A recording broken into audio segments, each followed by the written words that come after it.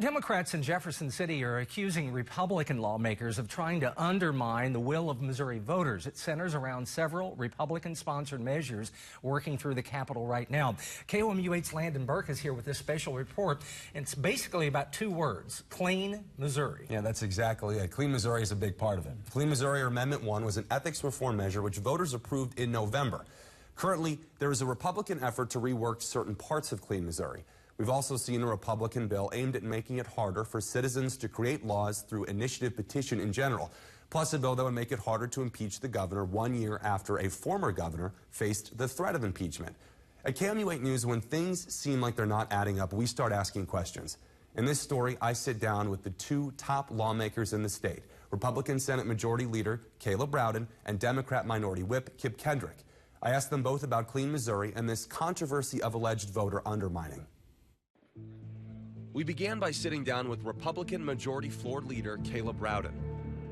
What would you say to a constituent who approached you and said, it feels like the people are doing one thing and then lawmakers do something else?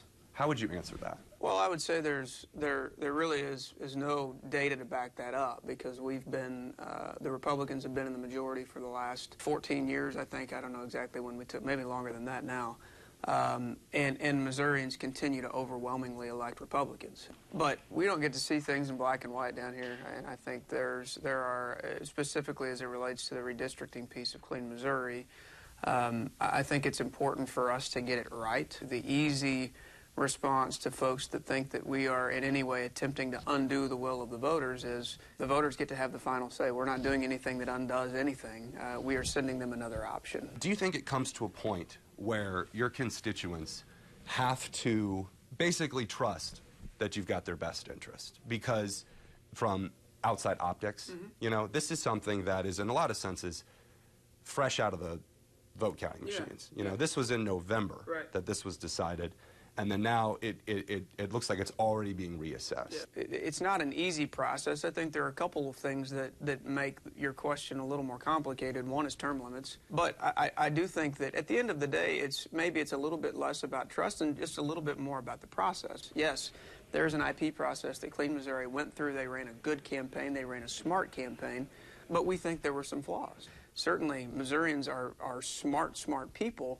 But they only have the time that they have to focus on these sorts of initiatives. And so I think that's what it's incumbent upon us to say, hey, if we can present them with a compelling alternative case as it relates specifically to redistricting in Clean Missouri, then that's something that we owe to them. And if they see both sides of the argument and decide that the first argument is a better one, that's what the people of Missouri are going to choose.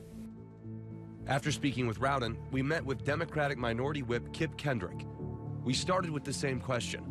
Do you think there's a disconnect between what the people of Missouri are voting for and what's happening in the Capitol? I do, definitely this year, and we've seen it in years past as well. Why is that? What it comes down to is fear in this body about losing control over processes. You know, here in Missouri, we have an initiative petition process that is fairly generous to the voters. And we often hear, you know, Republican colleagues on the House floor say, well, they didn't know what they were voting for. And I don't buy that argument. They knew what was in Clean Missouri. They're tired of politics as normal in Jefferson City.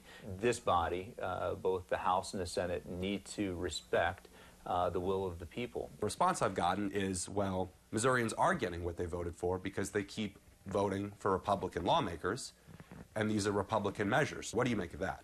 Well, I mean, if you look at the 2018 ballot, there were several progressive measures that were being voted on, whether it be a minimum wage increase, medical marijuana, ethics reform, and end to gerrymandering. Those are all things that the Democrats have been preaching for a number of years. Is that an adequate defense that they're not undoing anything because the people get to vote on it anyway?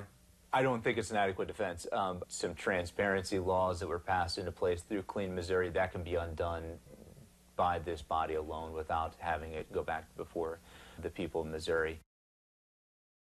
Rowden also pointed out our government is a constitutional republic, not a direct democracy.